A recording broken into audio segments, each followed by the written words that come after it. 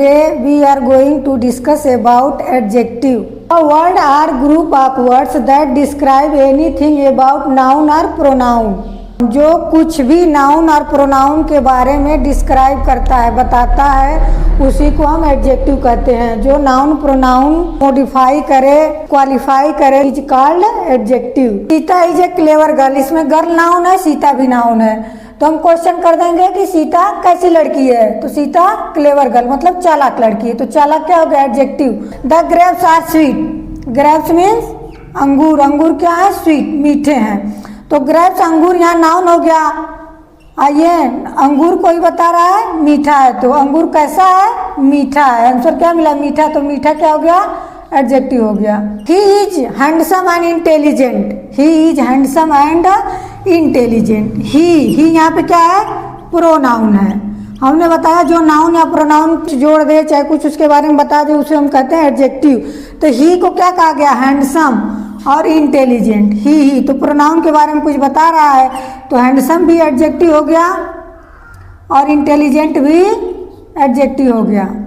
Adjective में error 3 जगह से आते हैं, पोजीशन, डिग्री, मिसलेनियस। एडजेक्टिव में इरर पोजीशन से आते हैं। Position of adjective, position of adjective 2 होते हैं, एट्रीब्यूटिव एडजेक्टिव और प्रेडिकेटिव एडजेक्टिव। एट्रीब्यूटिव एडजेक्टिव में सबसे पहले डिटरमाइनर आता है, फिर एडजेक्टिव आता है, फिर नाउन आता है।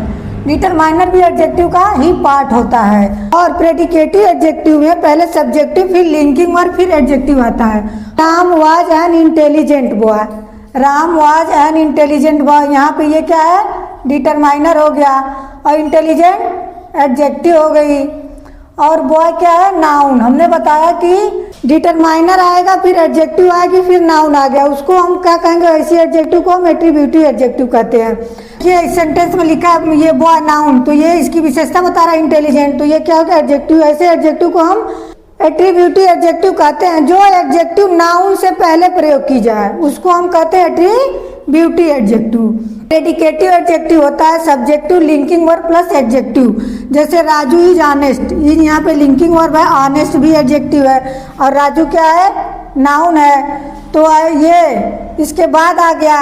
अब ये लिंकिंग वर्ब क्या होती है? लिंकिंग वर्ब जो सब्जेक्ट को सब्जेक्टिव कॉम्प्लीमेंट से जोड़ने का काम करती है, उसी को हम लिंकिंग वर्ब कहते हैं। तो ये सब्जेक्ट है, ये सब्जेक्ट कॉम्प्लीमेंट से इसको जोड़ रही है, तो इसको हम क्या कर रहे हैं? Linking verb.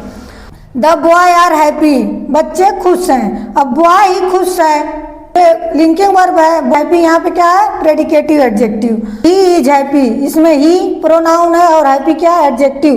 तो इसको हम कहेंगे प्रेडिकेटिव एडजेक्टिव। वो एडजेक्टिव जो नाउन के बाद आए, प्रोनाउन के बाद आए, उसको हम प्रेडिकेटिव एडजेक्टिव कहते हैं। He is playing cricket.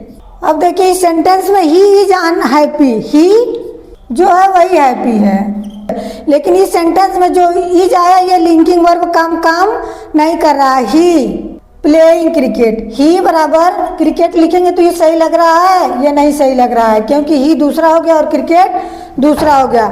जो इसके बराबर होगा, ही बराबर हैप्पी आ रहा है कि नहीं? बॉय ही हैप्पी है, तो ऐसे एडजेक्टिव को हम क्या कहेंगे? प्रेडिकेटिव एडजेक्टिव कहेंगे। लिंकिंग वर्ब कुछ वर्ड होते हैं जैसे be, is, am, are, was, were, been, being, became, get, go, grow, feel, smell, taste, sound, look, seem, reach are linking verb. ये सारी क्या होती है? लिंकिंग वर्ब काम करती है। जैसे सी बिकेम अ टीचर, वह एक टीचर है। सी और टीचर एक ही व्यक्ति है, सी और टीचर एक ही व्यक्ति है, तो सी बराबर क्या हो गया? टीचर। तो यहाँ पे जो बिकेम है वो किसका काम कर रही है? लिंकिंग वर्ब का काम कर रही है।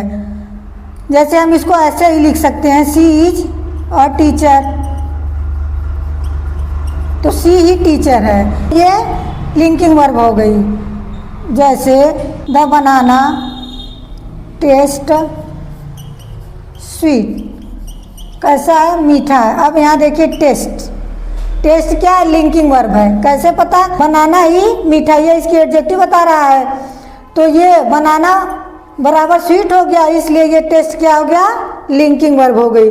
द मैंगो इज स्वीट, हम क्या पढ़ाए थे? एट्रीब्यूटिव और प्रेडिकेटिव एडजेक्टिव। यहाँ पे जो श्योर है ये क्या है? प्रेडिकेटिव एडजेक्टिव, क्योंकि ये मैंगो के बाद आता है। जब नाउन के बाद एडजेक्टिव आए तो उसको हम कहते हैं प्रेडिकेटिव एडजेक्टिव। जब नाउन के पहले एडजेक्टिव आ जाए तो उसको हम कहेंगे एट्रीब्यूटिव एडजेक्टिव। कुछ एडजेक्टिव ऐसे होते हैं जिनका प्रयोग एट्रीब्यूटिव भी होता है और प्रेडिकेटिवली भी होता है, लेकिन कुछ एडजेक्टिव ऐसे होते हैं जिनका प्रयोग प्रेडिकेटिवली केवल होता है। उन्हीं को हमको पढ़ना, यही परीक्षा में आते हैं कि some adjectives are use predicative position. कुछ एडजेक्टिव होते हैं जो हमेशा प्रेडिकेटिव एडजेक्टिव के रूप में ही प्रयोग होते हैं। परीक्षा में यहीं से प्रश्न बनता है। इल, जैसे इल हो गया, well, afraid, found, glad, alive, aware भी होता है। जैसे हम लिख दिए यू आर इल, तो ये सेंटेंस सही है, क्योंकि जो नाउन या प्रोनाउन के बाद एडजेक्टिव यूज होता है उसी को हम क्या कहते हैं, प्रेडिकेटिव एडजेक्टिव, और जो नाउन के पहले यूज होता है उसको attributive adjective. See take care of her ill sister, यहाँ सिस्टर क्या है, नाउन है। अब यहाँ पे हम इल का प्रयोग कर दिए, तो ये तो हो गया एट्रीब्यूटिव एडजेक्टिव, लेकिन इल का प्रयोग हम केवल प्रेडिकेटिव एडजेक्टिव के रूप में ही करते हैं। तो यहाँ पे इल की जगह क्या हो जाएगा, सिक हो जाएगा, सिक सिस्टर, तो सही है। She is afraid of ghost, afraid she को बता रहा है, तो ये प्रोनाउन या नाउन के बाद हुआ, तो इसलिए ये क्या है, प्रेडिकेटिव एडजेक्टिव है। आप घोस्ट, घोस्ट भी नाउन है लेकिन ये दूसरा नाउन, बात इसके सी के बारे में हो रही, सी इज अफ्रेड, तो ये क्या हो गया, प्रेडिकेटिव एडजेक्टिव हो गया। दूसरा सेंटेंस है she is an afraid girl. अब यहाँ पे जो अफ्रेड है, गर्ल नाउन से पहले हो गया, तो ये एट्रीब्यूटिव एडजेक्टिव होगा। लेकिन हमने बताया कि कुछ वर्ड ऐसे हैं जो केवल प्रेडिकेटिव एडजेक्टिव के रूप में होते हैं, तो ये सेंटेंस क्या हो जाएगा, गलत हो जाएगा। दे saw two alive men lying on the road। अब इस सेंटेंस में alive भी क्या होता है, प्रेडिकेटिव यूज होता है, और यहाँ पे क्या हो गया है, नाउन से पहले जो यूज हो गया, तो नाउन से पहले यूज हो गया तो क्या हो गया, एट्रीब्यूटिव हो गया। इसका मतलब ये गलत है। तो दूसरा जो सेंटेंस है मेन एलाइव, यहाँ नाउन के बाद यूज हो गया, तो ये क्या हो गया, प्रेडिकेटिवली इसका यूज हो गया, इसलिए ये प्रेडिकेटिव यूज है। तो कुछ नाउन ऐसे होते हैं जो हमेशा प्रेडिकेटिव एडजेक्टिव के रूप में यूज होते हैं, यहीं से परीक्षा में क्वेश्चन बनते हैं। अगला है लोनली, ऐसा शब्द है जो एट्रीब्यूटिव और प्रेडिकेटिव दोनों यूज होता है। जैसे द बुक इज लोनली, ये सेंटेंस भी सही है। इट इज लोनली बुक, ये सेंटेंस भी, इसका हम चाहे एट्रीब्यूटिव यूज करें चाहे प्रेडिकेटिव यूज करें, दोनों ही सही है। Degree of adjective, positive degree, comparative degree और सुपरलेटिव डिग्री। टाल, taller, tallest, long, longer, longest. कुछ शब्द होते हैं जो दो या दो से अधिक सिलेबल से बनते हैं, उसमें हम मोर या मोस्ट लगाकर उसका सुपरलेटिव और कंपैरेटिव डिग्री बनाते हैं। जैसे beautiful, more beautiful, most beautiful. Difficult, more difficult, most difficult. Question यहाँ से आते हैं, मच एंड मेनी। मच का प्रयोग हम अनकाउंटेबल के लिए करते हैं और मेनी का प्रयोग काउंटेबल नाउन के लिए करते हैं। मच की कंपैरेटिव होती है मोर और सुपरलेटिव हो जाएगा मोस्ट। मेनी का प्रयोग हम काउंटेबल के लिए करते हैं और इसकी कंपैरेटिव हो जाएगी मोर और सुपरलेटिव मोस्ट। जैसे we have as much many as four books, books को हम काउंट कर सकते हैं, तो ये काउंटेबल हो गया। तो जब काउंटेबल हो गया तो हम किसका प्रयोग करेंगे, मेनी का प्रयोग करेंगे। तो यहाँ पे क्या हो गया, नहीं सही है। अब मच का प्रयोग हम अनकाउंटेबल चीज़ों के लिए करते हैं। लिटिल और फ्यू, लिटिल मीन्स भी होता है थोड़ी मात्रा में, फ्यू मीन्स भी थोड़ी मात्रा, बहुत कम, नहीं के बराबर, ये नेगेटिव सेंस में इसका प्रयोग होता है। लिटिल मीन्स अनकाउंटेबल चीज़, कोई भी अनकाउंटेबल वस्तु हो तो उसके लिए हम लिटिल का प्रयोग करेंगे, और फ्यू हम काउंट कर सके उसके लिए हम फ्यू का प्रयोग करेंगे। अब ये लिटिल की दो बन रहा है डिग्री, कंपैरेटिव की दो, लेस और लेसर, और सुपरलेटिव इसकी लिस्ट। फ्यू का फ्यूअर, फ्यूएस्ट। अब लेस और लेसर का यूज हम कहाँ करेंगे ये देखना है। जब कंपैरिजन देन लगा के करते हैं तो हम लेस का यूज करते हैं। किसी भी सेंटेंस में जब हम कंपैरिजन देन लगा के करेंगे तो लेस का यूज करेंगे, और जब कंपैरिजन आप लगा के करते हैं तो हम लेसर का यूज करते हैं। जैसे दिस इज लेस, या lesser than the two evils. तो इस सेंटेंस में लेस और लेसर में से इसमें देन लगाकर कंपैरिजन हो रहा है, तो यहाँ पे क्या सही होगा, लेस होगा। और दैट इज द लेस या lesser of the two evils, जब हम आप लगा के कंपैरिजन करते हैं तो उसमें हम लेसर का प्रयोग करते हैं। और फ्यू का प्रयोग काउंटेबल के लिए होता है, जिसको हम काउंट कर सके। तो no less fewer than 10 persons killed. अब पर्सन्स को हम काउंट कर सकते हैं, तो इसलिए नो लेस का प्रयोग नहीं होगा, फ्यूअर का प्रयोग होगा यहाँ पे। ओल्ड की कंपैरेटिव डिग्री ओल्डर, इल्डर और सुपरलेटिव डिग्री ओल्डेस्ट, इल्डेस्ट होती है। ओल्डर का प्रयोग हम पर्सन्स के लिए करते हैं तथा थिंग्स के लिए करते हैं। ओल्डर का प्रयोग हम पर्सन तथा थिंग्स दोनों के लिए करते हैं। और ओल्डर के साथ हम देन प्रीपोजिशन का प्रयोग करते हैं। और इल्डर का प्रयोग हम केवल पर्सन के लिए करते हैं, इसका प्रयोग हम थिंग्स के लिए नहीं करते हैं। और इल्डर के साथ हम टू प्रीपोजिशन का प्रयोग करते हैं, जैसे Tom is my elder son, Tom is my elder son. अब इल्डर का प्रयोग हम पर्सन के लिए कर दिए, सन क्या है, यहाँ पे पर्सन है।